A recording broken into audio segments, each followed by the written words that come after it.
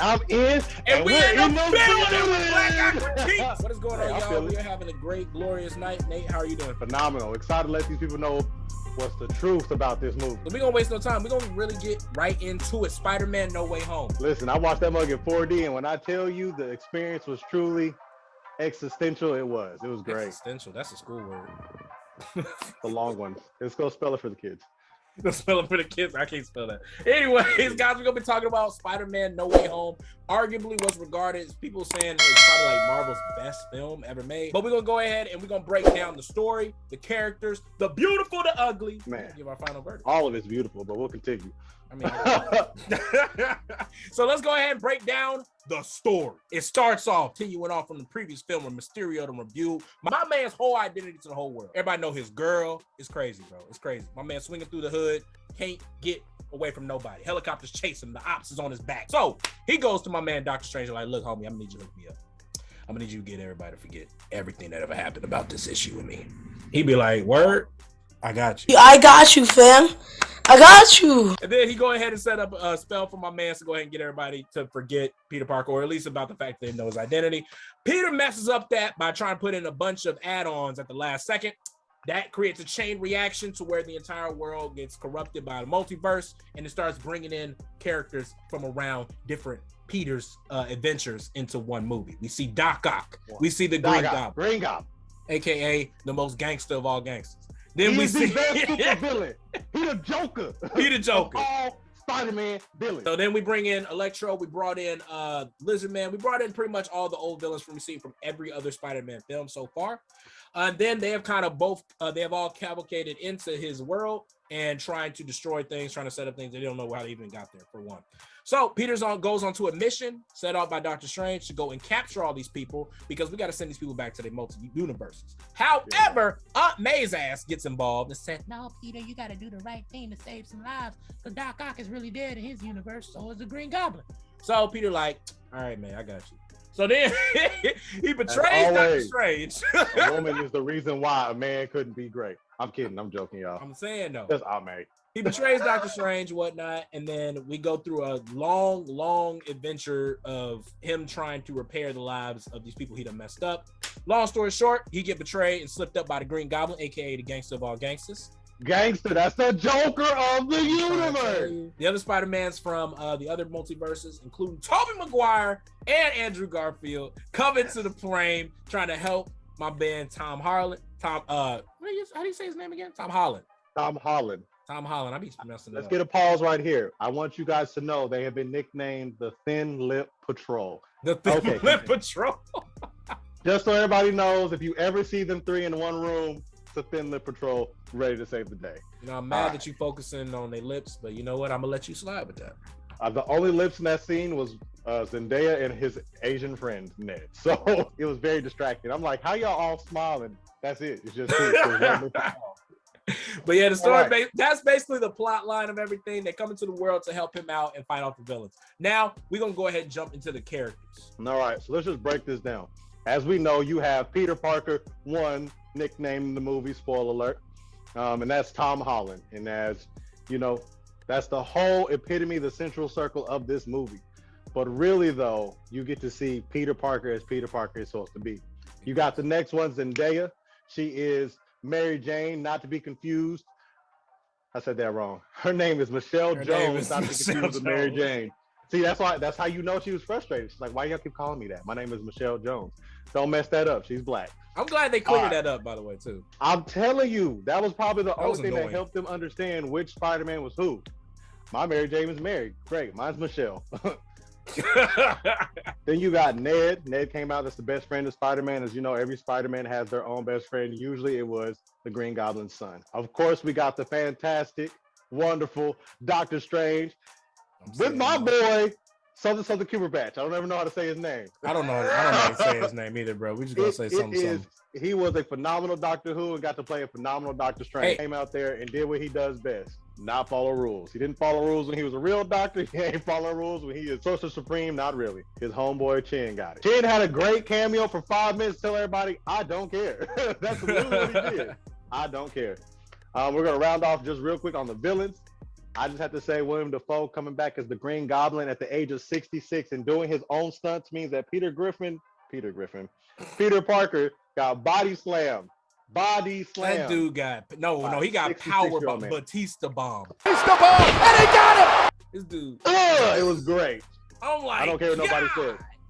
Remember, William Dafoe does his own stunts. That means in real life, Tom Holland got body slammed by this man. That's suplex, crazy. No issue.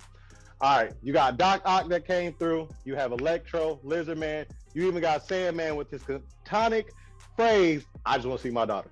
That's all he wants. Hey, listen, I don't care what we do. I just want to see my daughter. Hey, I don't like you. I don't trust him. I just want to see my daughter.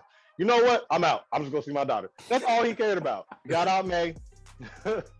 And that's it. That's the importance of the cast. Happy really don't matter. I mean, he's just Iron Man plug-in. Wait, I like how you missed two important people, though. You missed the other Peter. Peter from the Amazing Spider-Man genre of Andrew Garfield. I'm just saying, though. As the original Spider-Man. Let me just break down just for a second, just so we understand why it's so great. You have Tobey Maguire, he's the canonized Spider-Man. So he fits the comic books of the Golden Age perfectly. So every time you see those memes, you got the Spider-Man pointing at the other Spider-Man. That's the Spider-Man that Tobey Maguire embodies. You have the Amazing Spider-Man, where Andrew Garfield fully embodies all of the features that the real Spider-Man would have in the Amazing Spider-Man. Right. But the best Peter Parker, not the best Spider-Man, the best Peter Parker, you got Tom Holland looking like an actual teenager going through real teenage problems at the age of 25. Can we also point out that Tobey Maguire is the only Spider-Man that actually shoots webs out of his body? And that was actually mentioned in the movie. He is, like I said, he is canon. See, there's a point where Spider-Man in that part of the universe, just to give you a little quick background, he goes through this little metamorphosis, turns to a large spider, an actual spider, and then gets turned back to normal and then doesn't need the web slingers anymore. He literally only had the web slingers for his first year of Spider-Man. After that, he was great. And that was the best. I also love the question of, is that the only place the webs come out of? That was wild. We all thought it. That was wild. I know I asked that question as a kid. Good job, Peter Parker from Universe 1. So let's run this down, man. Let's run this down. So when it first opens it up, we're going to get to the beautiful and the ugly. What were your list of like the most beautiful parts? What did you like about it? When Peter Parker went to do what Peter Parker does, and that is fix a problem he made with the wrinkled suit and the messed up tie. He was like, ma'am, I know you're trying to get to the airport and I just want to talk to you. And Doc Ock popped out that thing talking about, is that Peter? Like, you that guy. You him. He even stole a part of the nanotech. He got, boot ganged after that, but hey, that one is like, bam. But then the next one is the Green Goblin's iconic laugh out there. It was beautiful to know he was back in the scene. The fight, the struggle between, do I want to be Norman Osborn? Do I want to just take over control? I gotta say this right fast. William Dafoe, right? And what's my man? Hold on. My man that does he's Luke Skywalker and he's the Joker. Mark Hamill. Those two dudes give the best villain laughs in existence, and it's bar none.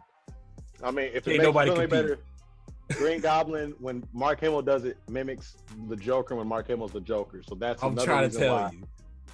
It's so nice. William Dafoe. First of all, look, I'm sorry, I gotta interject right here. William Dafoe is the villain I've been needing. He ain't got no daddy issues.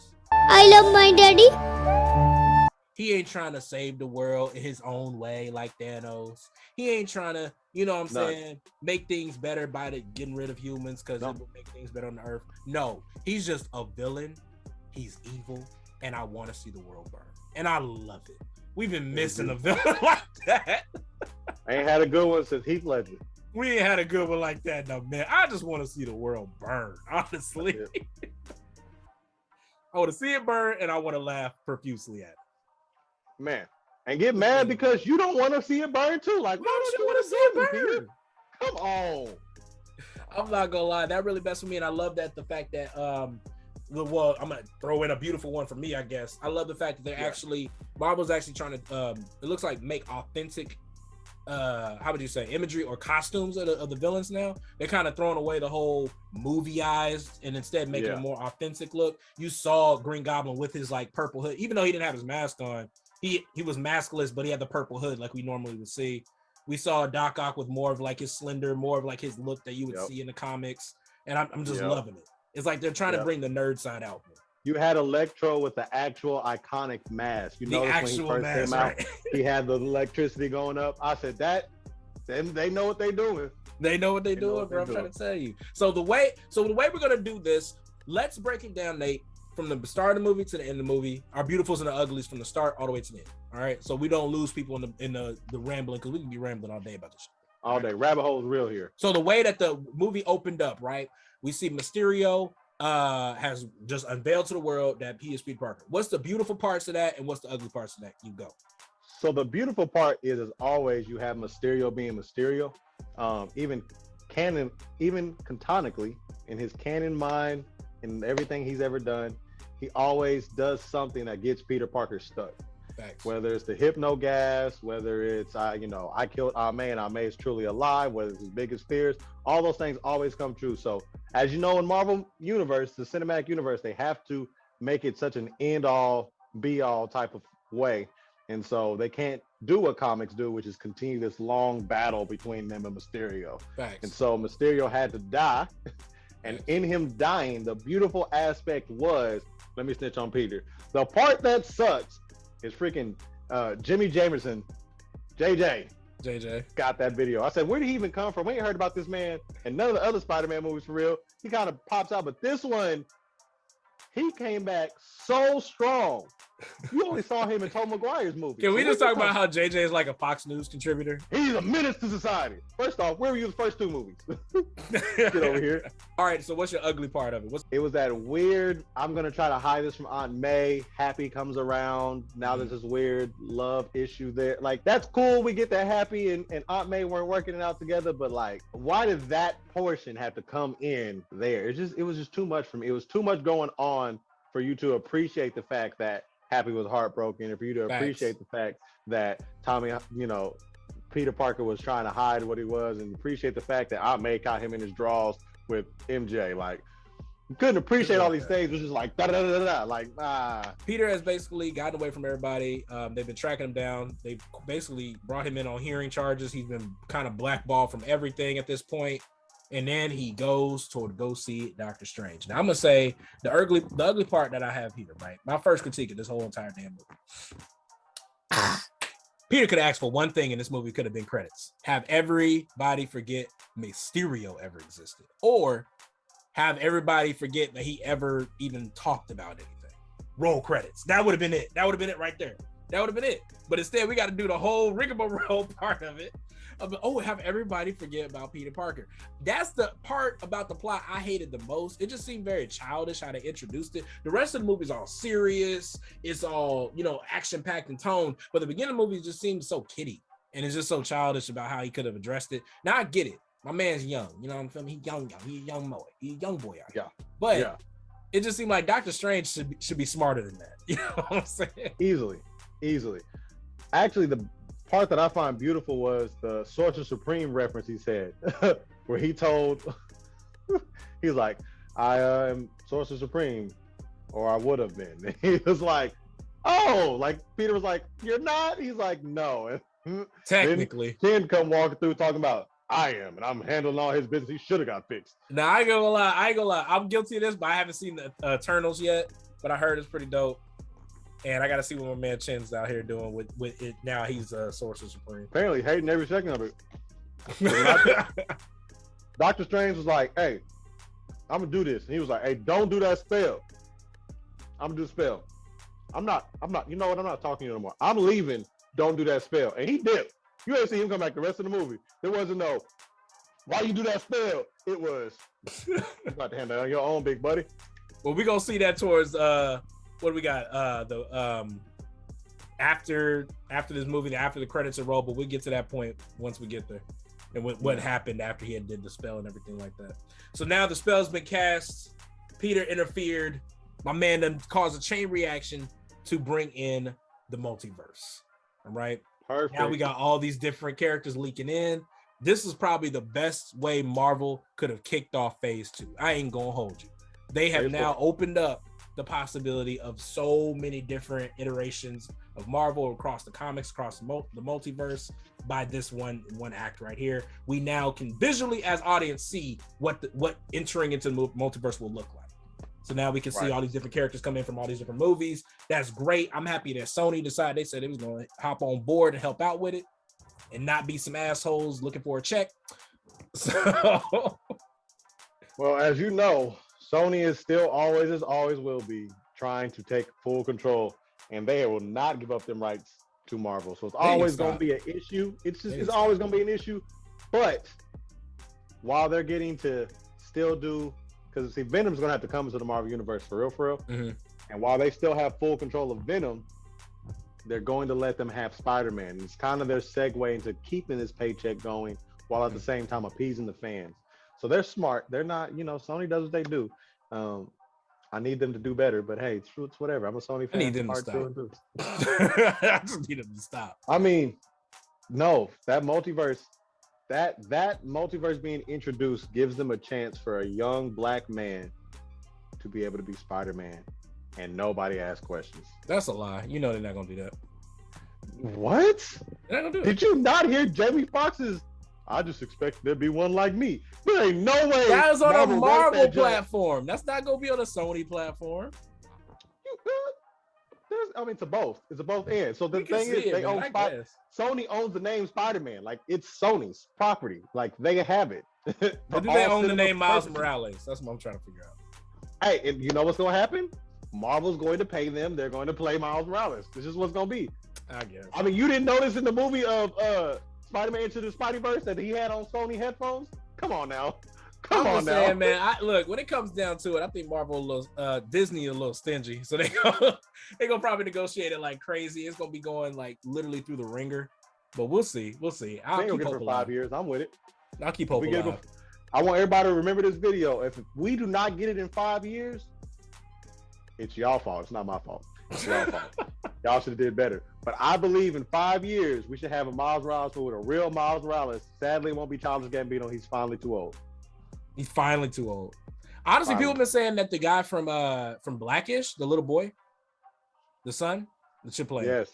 So I'm feeling that. I'm feeling that a little bit. It's the goofy with the athleticism. Like, can he do both? Exactly. I have to see him with some more roles outside of Blackish, because right now he's just a nerd, and I'm like, that's not enough. You got to do more. It's really not. So after the villains come in, Peter goes back to Doctor Strange and lets him know, like, hey, bro, Doctor Strange with his iconic. Well, as you see, I am battling what you've left me to fix because of your mistakes. He don't ever take fault. Everybody remember this. Doctor Strange never admits he did something wrong. Say it with me. He never admits he did something wrong. All right, just like a regular doctor. Terrible. They go through the whole process, and the part that really starts to stick is when he sees them and he gives them the plan to capture them. And you see Doc Ock sitting there, and he's confused, like, why am I doing it here? He's like, I already got a lizard dude over there who nobody knows can talk at that point.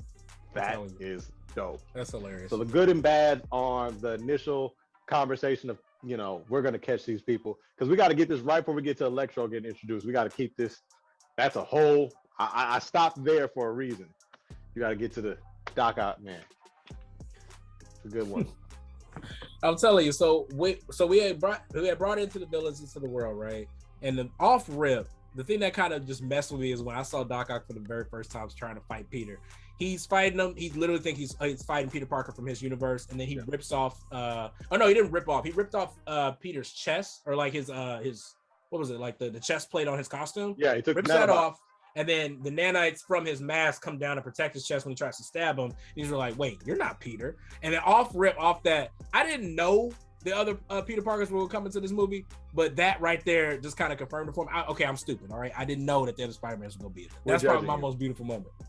Big battle. I think my most beautiful moment is when Tony Stark, as always, comes back, Iron Man his way through it in death, and goes, would you like to connect Bluetooth device? And Doc Ock became a plaything for Peter Parker, and that was great. Tom Holland did a phenomenal job of just even playing at that. Like, oh snap, Bluetooth, click, heck yeah, hey, like, oh, I can do whatever. He even did a little wave with it, like, oh snap.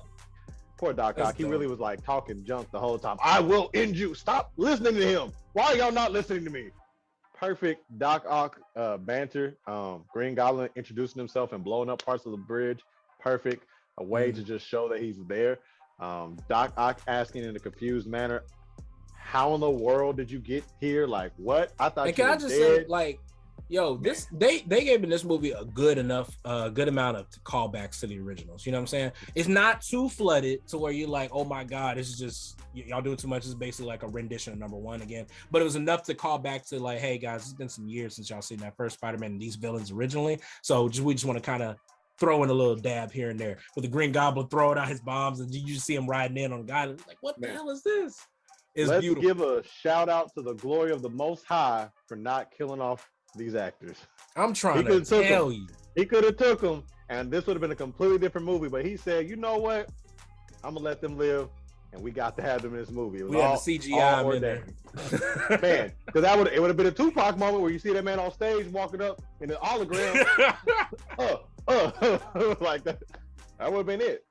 I'm telling you, man. I'm telling you.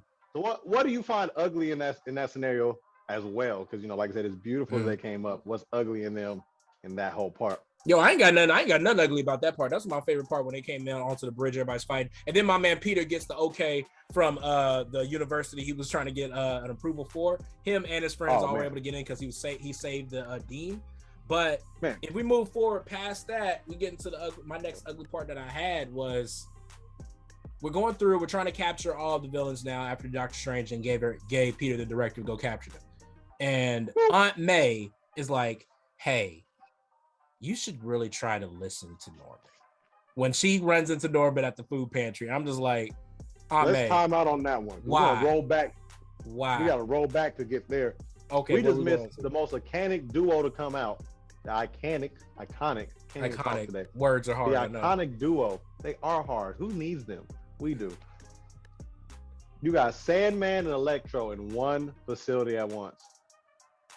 That was a beauty in of itself. Immediately after he meets Doc Ock, he goes to talk to Doctor Strange. Doctor Strange lets him know, you gonna fix this mess. I'm gonna fix my headache. He's like, wow, you're disrespectful. I got you, dog. You know what? Goes out there. I'm not gonna lie. This is my ugly moment for that. I forgot. I'm gonna tell you what, because I forgot that Sandman was even there. Sandman was probably the most forgettable characters in the whole entire movie. I ain't gonna hold you. I'm sorry. I hated it. I didn't like it. The thing about You're right. I just want my daughter. He did what he was supposed to.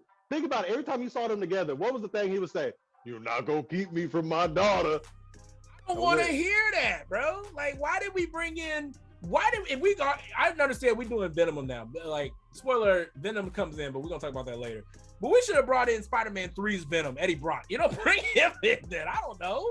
Because here's the thing. They didn't come. So Eddie Brock was the Venom in the original Spider-Man? Yeah. Eddie Brock. Sorry. I was thinking of the actor. Goblin, I'm sorry.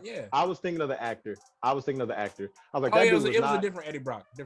Yeah. No, that's why though, because they're trying to keep everything in the Marvel universe. That's why that Venom didn't come back. So they're trying to segue. So Sony's trying to get some more money. That's really what it is. Bring in Vulture or something. Bring in a new villain. I don't care. What's so crazy is I know why they didn't bring in Vulture, but I'm shocked they didn't bring in Vulture at that point. I know why they didn't bring in Vulture, because if you saw the trailers, as every Marvel trailer goes beforehand, they always take what movies are coming out in the rest of the phase, and Vulture's coming up, and not Vulture, Morbius is coming up. Okay, Morbius. Yeah, I was about to say, because Vulture he was in the first Homecoming movie. Yeah.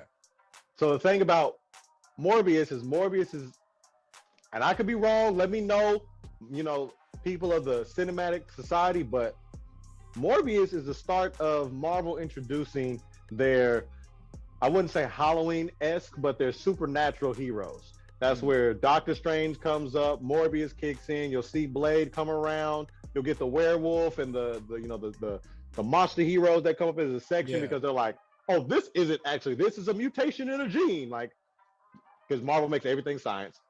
So it's I swear, bro, everybody and their mama was a doctor in this movie. You go down the list. Peter, all of them somehow are scientists. We got Norman.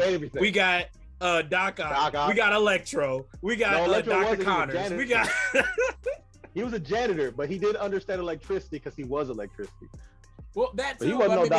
He was working within a science lab. Everybody has something to do with science. That is true.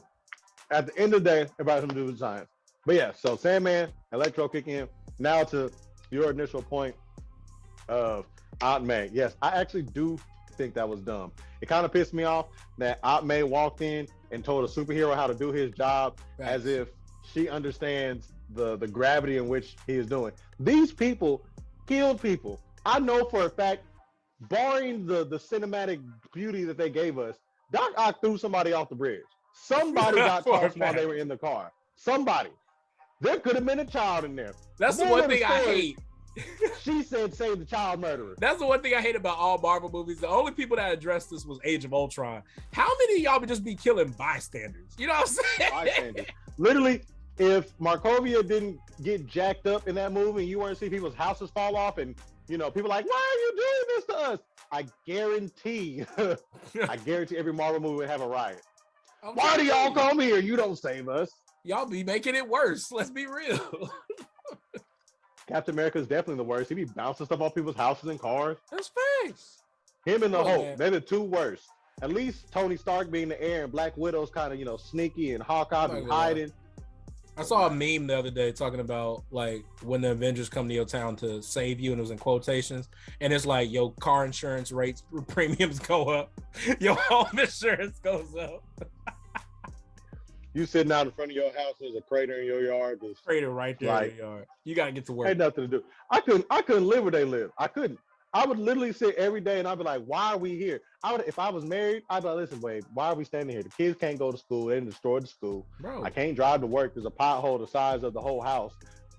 Captain America keeps doing what he wants for America and don't fix nothing. Iron Man keep blasting shit. I don't know what to do anymore. New York is ground zero. It needs to like New York. I don't know how people live in New York with all them damn heroes. I wouldn't. I would not. That'd be trash. I bet you they premiums are through the roof, boy. Anyways, though. So yeah, Aunt May. You thought rent was high now. I'm telling you, thought rent was high. Shoot. Anyway, Aunt May literally tries to convince Peter to be a better person. We find out that for somehow the multiverse is bringing people back to life, which I don't like that they never explained that fully for me. I was like, how? I get we're able to pull in people that ever knew that Peter existed. Got it. But how are y'all able to bring them back to life? Are y'all saying that death is another universe? So for them to, I don't know if you remember the Infinity Wars Part 2, you know, Endgame reference that Hulk made where he's like, every universe has a line, right? Mm-hmm. They're working the parallel line theory where we can go to a point before somebody dies and pull them and they would be alive in ours. But it would only affect their timeline. Okay, to that point. How does that then, right? How does that then work for some places, but not for others then? You know what I'm saying? So, because if that's the case, where's my man Iron Man? Because I know for a fact there's a universe where Tony's still alive. It's about the villains, though. You trying to change the story plot. You already try to make the movie end in 5 minutes. I'm just saying. You stay there. You grounded. Somebody get his. Time out. You in time out. You gotta sit in time out for the rest of this. Because I'm just saying, when it comes to the plot for Doc Ock, which somehow gave my man a makeover. My man was looking young. He was looking good up in that movie. I ain't gonna hold you. My man Doc Ock was looking straight. All right, my man don't look nothing like he almost 70-some years old. All right. Well, so he was looking straight. He got his Just for Men on, but yet somehow Toby is married and retired as Spider-Man. My man is literally he a dad now. So what happened with that, if we're still working in that, I think how it worked is it pulled him from the moment before he died. And of course, he still dies in that timeline. So Tobey Maguire's Spider-Man lived his life. Just like Andrew Garfield still lived his life. These men still died. And so it's pulling them right before they're dying. And the memory isn't hitting them because they got pulled from the timeline as well. Because remember, the change is only going to happen if you're still in the timeline. So once the Peters got pulled from the timeline and these other villains got pulled from the timeline, they're all under the same understanding. That's why when they thought about like, yeah, you know, I was doing this and then, oh, dang, I did die. Because it's right before that last kick in, you know? I hope they really tie this up in a pretty bow and Doctor Strange too, but yeah, because it's multiverse is confusing right now. It's getting confusing. Y'all always gonna be confusing. I guarantee they're gonna have Wolverine somewhere. I'm lying, they not. When No, they will. Wolverine comes around, I think they will. I think they are finally going to start. Now we have the multiverse. This is the perfect time because remember, Disney already bought Fox. This is the perfect time to start introducing the X-Men. It's perfect. they did buy Fox. You are correct. They bought Fox. them already. So the problem we're going to have though is now they have to make it canon with Marvel. Not saying the X-Men weren't canon before. They were. The cinematic universe that Marvel has created has done off a certain streamline of comics, a certain era in which the comics have come from. Right. That's why the Peter Parker we have fits perfectly with that. And Andrew Garfield was his own, and Tobey Maguire was his own because they were still outside of that universe. Well, that's what I'm saying. Maybe, with Sony too. I don't know if they're going to have a cooperation with Sony. Maybe with Sony, when they do the Amazing Spider-Man 3, that's going to be something they can enter the X-Men into. I don't know. I'm just spitballing ideas off the ground here. Yeah. Another problem we got, Hugh Jackman is no longer Wolverine. So he gonna have to get recast. My man got COVID. He trying to do plays and stuff. So anyway, it's not because he got COVID. He did Logan. You remember Logan? I don't know if y'all remember the movie in the early 2010s. Logan popped out, and that was his final. Like that, he put it on his. Oh, Twitter, you're right. You're saying he's dead. But here's the thing: he's done as an actor for the part. Right, but he's done. Right, so a new guy has to play Wolverine. Who's going to fit that bill? Hugh Jackman is one of the few people whose bodies can make any shape it wants. Hugh Jackman has been twig skinny to gargantuan huge. And when he was Wolverine, do you know that man worked out almost 8 hours a day, literally the same amount. And was just so he could fulfill the body physique one needs to be Wolverine. Who's going to be that? Who's going to be that great? I don't even know. We already got a new Xavier. I don't think we do have a new Magneto. That's right. We do have a new Magneto. Yep. So we got everybody from First Class that can easily come back over. But yeah, Wolverine ain't never been really recast yet. So we're going to see how that goes. No, he done made that mug for almost 15 years. Honestly, I want to see what they do with Storm too. Now we just going down the road at this point. But back to the movie. Back to the movie. Marvel, man, it gets you like this. It do get you like this. So now we fast forward a little bit further down. Aunt May has like we just talked about, has convinced Peter to try to help them out. He goes against Strange's wishes to lock them in, and then we see a mini fight between Spider-Man with Doctor Strange in the mirror dimension, which was dope. I ain't gonna hold you, that was dope. Now that was dope. The fact that he won. He said, I'm tired. I've been tired of Marvel low-key kind of sleeping on Spider-Man. Spider-Man in the comics is that nigga. So I'm glad that little fight you saw made him look like that nigga. Real niggas ain't fake. Fake niggas ain't real. You feel me? Hey, that's that thing. And then that part where Doctor Strange knocked his body out of his soul, out of his body, and then Spider-Man still moving. Let's talk about that, right? Let's pause the timeline at the Doctor Strange and Spider-Man fight, because that's right before he gets and takes everybody out. He comes to get the cube. He said, "I'm gonna take this. You're not killing him. Whatever." This is the first time in all three of Tom Holland's Spider-Man movies that you get to see the spider sense, and that's my beauty. Right. The beauty is you got to see the spider sense truly activated, and that's true. Peter Parker, even unconscious, his spider sense to save his body every time. Every time. That's what I said. They've been sleeping on his abilities a little bit. Like I said, they haven't really been giving his due credit, but this one, I feel like they gave it a lot more. They gave us credit. They had to. When you put three of them just in there, it's like, hey, have at it. Do what you got to do. Put the Thin Lip Patrol together. Let them have this. Not the Thin Lip Patrol. Anyway, so Spider-Man, through some finagling, was able to lock up Doctor Strange into the mirror dimension. And now we got my man's out here trying to help the villains. He unlocks all of them, lets them all out, takes them to his apartment, Happy's apartment. Yeah. And then we just have a powwow, a kumbaya session with villains and Spider-Man trying to fix everybody. We're able to fix Doc Ock. All right. We was able to get that done. Beautifully. I love the fact, because Doc Ock was never really a bad dude. He just got corrupted by his own tech, so. And had one goal that really, to be honest, was just, yes, it was sinister because of the octopus arms, but in essence, he just wanted renewable energy. Renewable energy. This dude literally trying to save lives. That's it. That's all he wanted. That's it. Good dude. And then we see Electro battling with the fact he's about to lose his powers, because it's what made him unique finally. You know what I'm saying? He's corrupted by his own power that he's been able to obtain. I mean, did you see the man before? I would have a struggle with that too. My man had the gap too. Going. Everything. I had a gap. I couldn't, I was out of shape and fat. Like, I'm cut.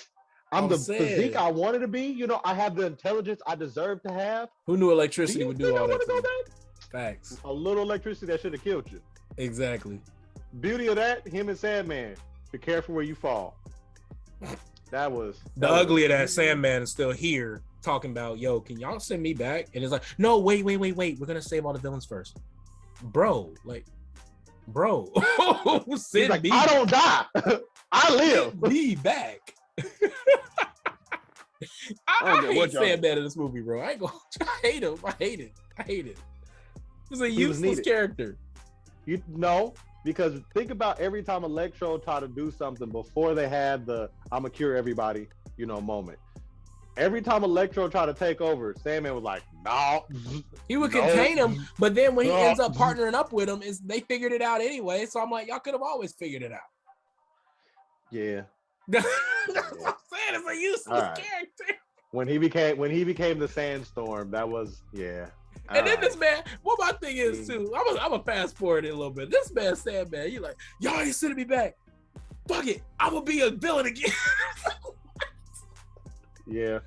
Sandman, what are you doing? Why are you just gonna be a villain all of a sudden just because you mad? Sandman, as always, just want to see his daughter. That's tough, man.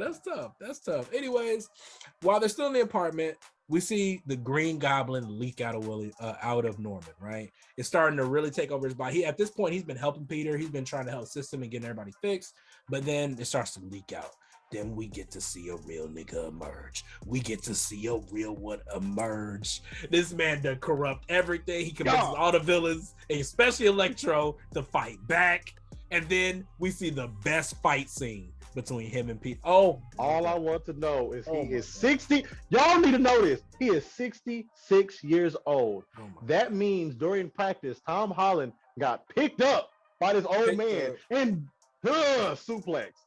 And just he did a rolling one too. He rolled behind him, then picked him. I was like, oh my Lord, this dude is doing full professional wrestling. Stood up and said, your life is in my hands. Through 5 floors. Can you imagine being in that apartment complex? I know you gotta see the TikTok videos. Right. These people would have been like, the heck is that? Looking outside, there's a hole in the floor. Like, I could not imagine this man being smashed through 5 floors. That man was up in the middle of the building. Really, I don't know. It's probably more than 5. Let's be 100% I'm trying to tell you.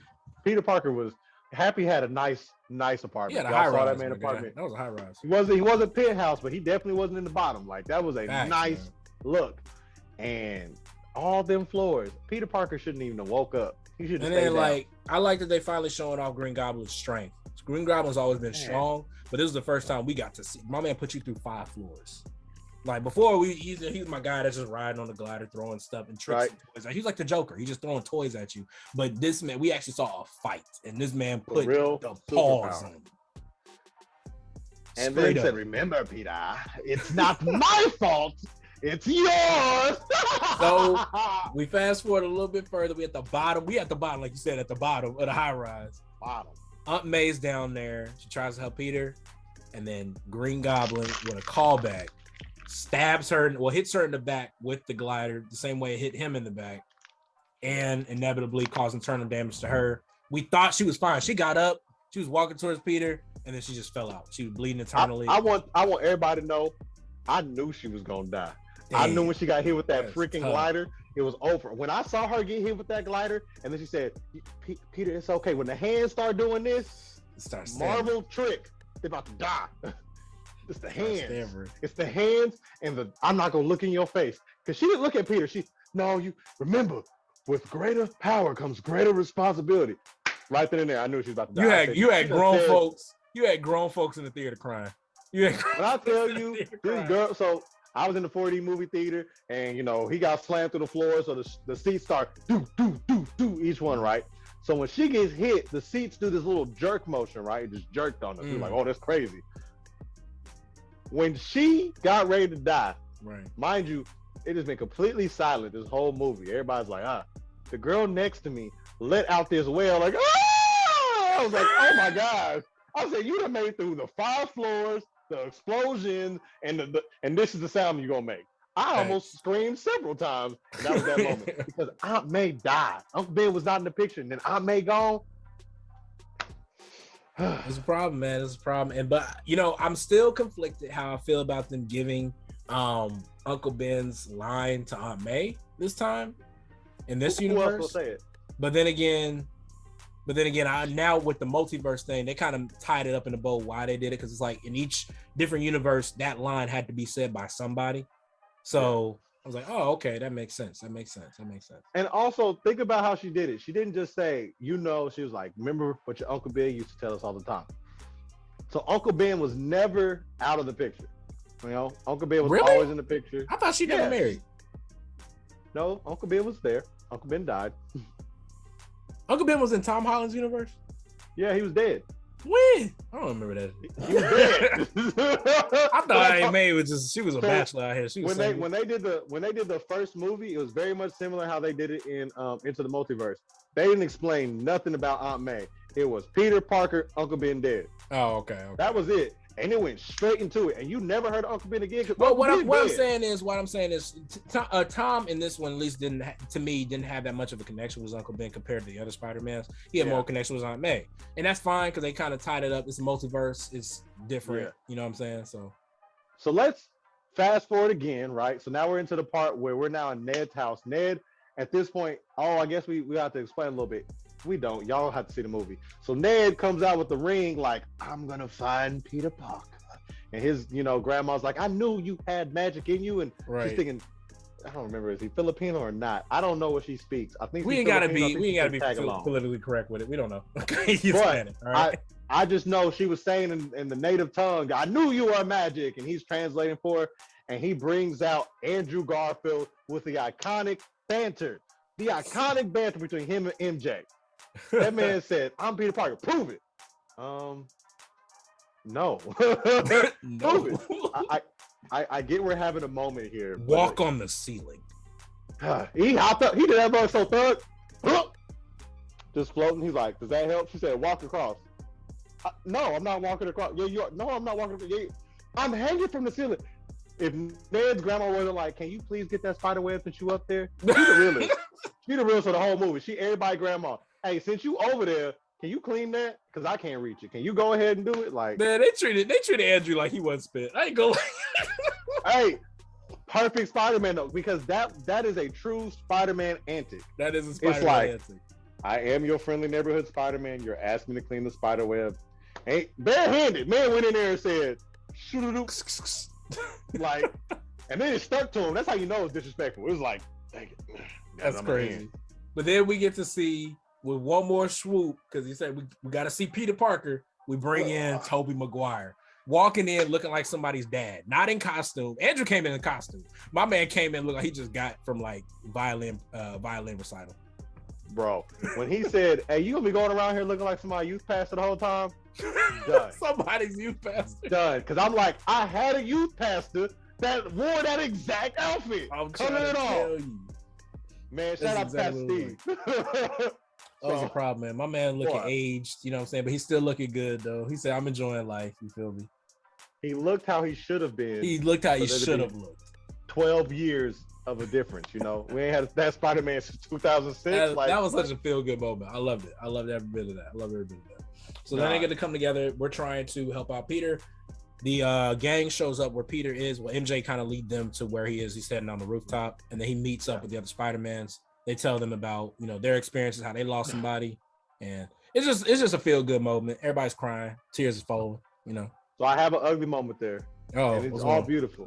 My ugly moment was they humanized the murderous intent. What you mean? Just was like they made it to a point where it's like it's okay for you to want to murder somebody. Like, hey, we've been there, For me, it was my Uncle Ben. For me, it was my, Gwen Stacy. Like, I know how you feel. I want to murder these people. No. Okay. Andrew said he stopped pulling his punches after a while. Yeah. But they gave the okay, and I'm like, y'all can't. This is the moment to be. They doing exactly right. You just said they humanized it. It's not to say they made it okay. They just saying it's human to feel that way after everything that just happened. Yeah. And it is. It is human to feel that way. Yeah. I want to go kill a Joker that just killed my Aunt May, aka my mom, basically. Yeah, You know what I'm saying? no, I'm with it. It was a beauty. It's all a beauty. With that whole scene, there's really no ugly to that. That whole scene is beautiful, actually. And then we gotta remember, Tom is still a kid. Tom is still a kid. Yeah, so he's 18. not no adult. You know what I'm saying? So I want to go kill this ninja, bro. I'm about to go end his life. What do you mean?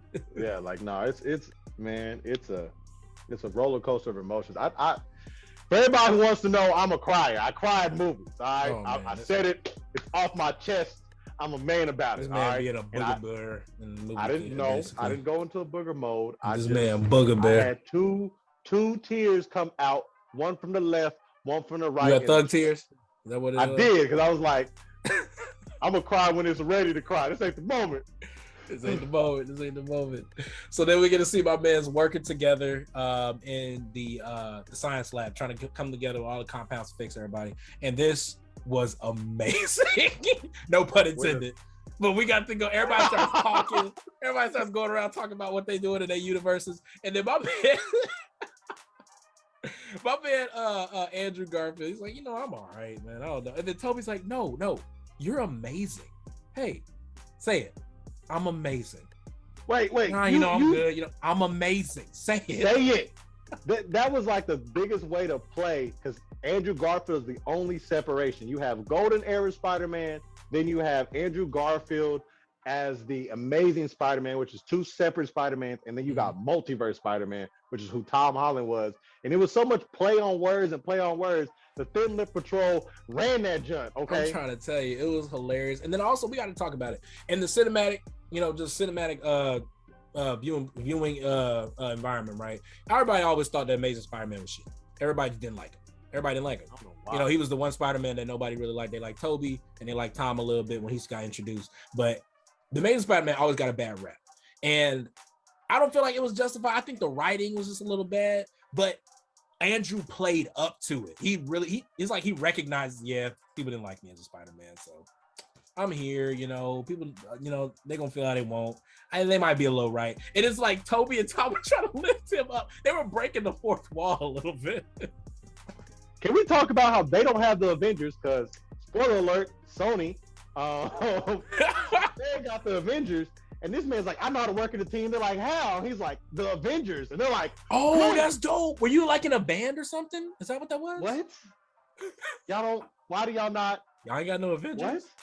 No, we ain't got no Avengers. They looked at him like, you're an idiot, bro. What is that? Like, I don't know what that is. I don't know. It's okay. That's amazing. Right. It was just amazing to see that. And then also we talked about, this was a good callback, or at least could be like a spoiler for the future, or just like some of that epicness to it. When Ned asked what happened with Toby, and he talked about how his best friend turned into his villain and basically turned into his arch nemesis, and then Andrew said the same thing, and then he looks at Tom and goes, I'm never gonna betray you. I promise I'm not gonna be the best friend to betray you. But then we find out, if you know about the comics, the Hobgoblin is Ned. So that was like a little toss to that. I don't know what Marvel plans to do that in the future, but once again, that all plays to he made everybody forget him. So it's inevitable when you add the correct variables.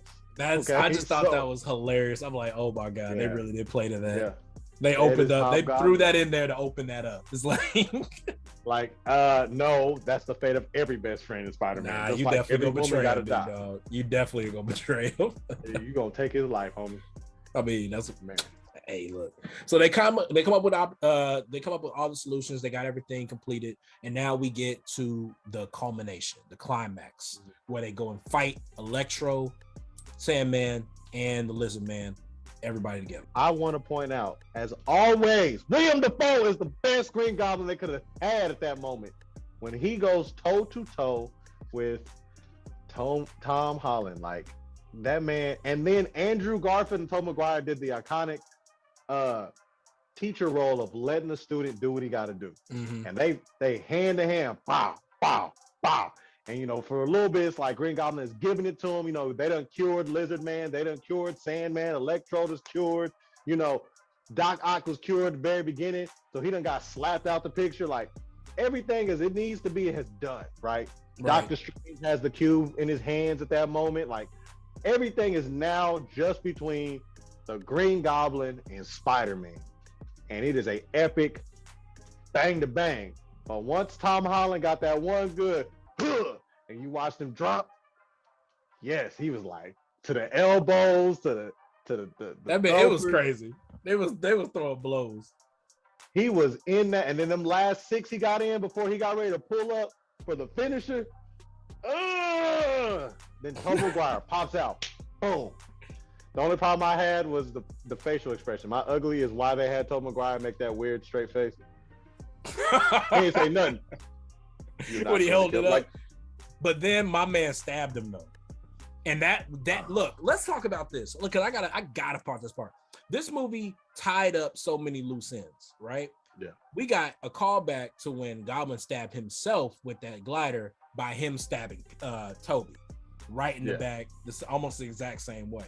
And it's like, yes, nigga, I finally got you back after all these years. Which is crazy. Even with that, the same thing happened. He was like, I got you, like, please spare me. Like, it's me, it's Norman. And he's like, I got you, so I'm gonna spare you. He turns around to walk off. He's like, stupid. And he pulls the glider to get him. And then he, same thing happened. And he finally got a full circle. Yo, man, like, you thought I was gonna go out? I ain't gonna lie, I wouldn't been mad if Tom would have killed that dude. You killed Aunt May, you stabbed Peter. God dang, you gotta go. You just evil. Yeah, you gotta take you out. But I mean, they did what they were supposed to and cured him. And the ramification of what he has done, it stuck. It was in his mind. So I think that was probably what Aunt May was trying to get Peter to go through, and it happened. It did exactly as it was. But he wanted to take that boy's head off. I'm trying to tell you, man. He was trying, man. And then we got one of my beautiful moments from that part as well. I got 2 of them, but we got Andrew getting his comeuppance, his basic redemption arc by being able to catch MJ. Bro, MJ's falling, being knocked off the scaffolding. We see Tom going after her first. Tom's going down after her, originally trying to catch her. He gets hit with the glider. We're like, oh damn, MJ better die. This is it. And then Andrew goes down, does the thing he should have did when he got Stacy, and actually like using his webs more as to propel himself rather than trying to bounce her off. Caught her immediately, said, "Are you okay?" And then he just started balling up. You just saw tears going in his eyes because he said he didn't ever want to drop nobody again. Man, that's crazy. Now I'm not gonna lie, I did get choked up in that part. Especially when she said, now the real tears came up. The real tears.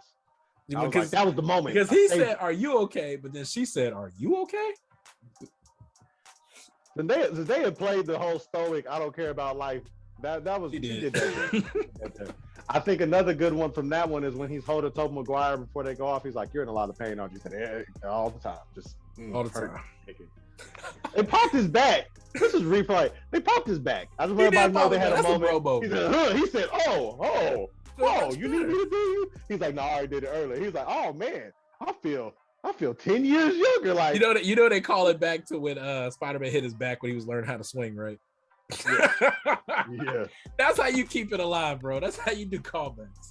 They all, and what's so funny is they all, when they were talking about their pains, he's like, man, your lower. He said, mine's in my lower back too. It's like, really? It's like, yeah, from when the swing, the kicks, like the kicks, ain't it? That was. It's just beautiful, man. It was good seeing Spider-Man try to relate to each other. Then finally, that last part, but you know what? It's another Garfield movie. I think Andrew took this movie, bro. I ain't gonna hold you.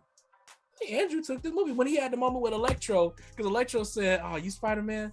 You be, in the hood, helping the poor folks. I always thought you was black." And he said, "I'm sorry for not being black."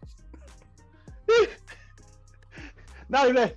He was just like, he's like, "No, you ain't gotta apologize. It's just, I thought it was gonna be one of me. And this is Miles Morales is coming. Miles Morales is gonna be here." He said, "Don't worry, there's gotta be a black Spider-Man out there somewhere." Man. That was just hilarious. Just the banter. You know what? This movie might be Andrew's movie. I don't know. This might be his movie. The man that comes in for the last hour. Okay. The last hour. This might be his movie. I'm not gonna lie. Oh man. So then we finally get to the end, very end. we faced with a horrible decision because all the multiverse characters still coming in. We see images of Scorpion in the sky. We saw Rhino up there too. There was a bunch of different images. You can see people coming in that might be spoilers that Marvel's trying to give. But then Peter just asked Doctor Strange, "Hey, have everybody forget me. Have everybody forget that Peter Parker is Spider." Told Mary Jane, you know, I'm gonna make sure you remember me. And then he punked out. As the iconic. I think he just thought Spider-Man. when he saw Ned and he saw Mary Jane in that coffee shop, he just thought they were probably better off without him. It was like, as the iconic Spider-Man, I can. and do then it we all get to by see my myself. man be broke in his little apartment. Like, But that's what it Spider-Man is. would Every know. Spider-Man does. He gets that one small apartment. He goes works for J. Jemison, you know, jerk. J. Jemison. Goes to be a pizza boy or something. Like, he's a broke Spider-Man. He ain't got no help no more. He ain't got Aunt May. He ain't got Happy. He ain't got Iron Man. He ain't got nobody. That man got his Spider-Man. GED. He got his GED. He sure did go study for that GED. You're saving the country. That's your real friendly neighborhood Spider-Man. He ain't never gonna be I forgotten. love it. Marvel basically made him instead from Iron Man Jr. to just friendly neighborhood Spider-Man, which is what he needed to be in the first place. Yeah. So they did a good job. Man. They- Final verdicts. What you thinking, man? Out of 10, what's your rating? I'm rating this. I'm gonna get it a 9.5 on the trash can scale. Completely amazing right there. We're gonna keep Amazing. this mug where it needs to go. This is a bench. This is definitely a bench because I agree. 9.5. I wouldn't drop it no lower than that. And the only reason I would say it got to 0.5 is because some of the little plot holes here and there. But this movie, I could watch this movie 8 times in a row and not get mad at it. You would find something new every time. Every time, bro. Every time. The classic Every single Marvel. time. I would never have no problems with it. And then we saw in the after credits, you know, because every Marvel got to have after credits moment. Yeah. By the way, backing up a little bit, when the coffee shop happened, right? I had a little hope, right? Peter's walking into the coffee shop at the end of the movie, seeing MJ, she's Ned. There was an old man in the corner. And I had a little hope that would Stan Lee would have been. It would have been nice to maybe see, this is my only critique, this is my only moment. Marvel should have put an employee of the month picture and have Stan Lee's picture be there. Yeah. That would have been give him the prop. The problem is because he died before phase 4, because you know all he did was he knew what was coming up in all the phases and he recorded it ahead of time. And so that's why you see he relatively looks the same in almost every one. But yeah, but that's what I'm saying. If they would have just put like a picture, like employee of the month, I think that should always be the thing, or at least like somebody that walks around with the CGI face, because they can do that now. They can do that. The CGI face and just have him in there. It's just not the same without having Stan somewhere in the film, somewhere just popping up. All right, that would have been amazing. They started that phase. They started that phase 4 the way it needed to be started. But this has been your boy I, and this has been boy Ian, and we in the building with Black Guy. Black Guy. Make sure to like and subscribe on the video. And we out. Hey, wherever he posted.